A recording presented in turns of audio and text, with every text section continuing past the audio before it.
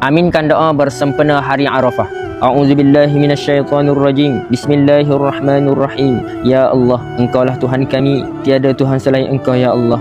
Ampunkanlah segala dosa kami, dosa kedua ibu bapa kami, ahli keluarga kami serta seluruh umat Islam ya Allah. Ya Allah, kurniakan kepada kami hati yang bersih, iman yang teguh, rezeki yang halal dan berkat serta kehidupan yang diredai oleh-Mu ya Allah. Ya Allah, jadikanlah kami hamba yang sentiasa bersyukur, istiqamah dalam ibadah dan husnul khatimah di akhir kehidupan kami ya Allah.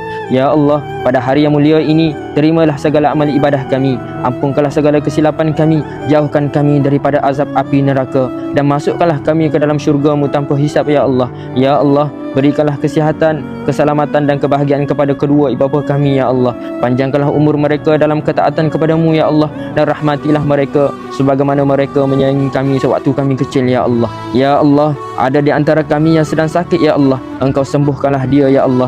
Ya Allah, ada di antara kami yang berhutang ya Allah, Engkau selesaikanlah hutang-hutangnya ya Allah. Ya Allah, ada di antara kami yang kahwin belum rezeki dapat zuriat ya Allah, maka berikanlah mereka zuriat ya Allah. Ya Allah, bantulah saudara-saudara kami yang sedang diuji ya Allah, permudahkanlah segala urusan kami di dunia maupun di akhirat, serta kurniakanlah kepada kami kebaikan di dunia dan kebaikan di akhirat ya Allah. Amin amin ya rabbal alamin.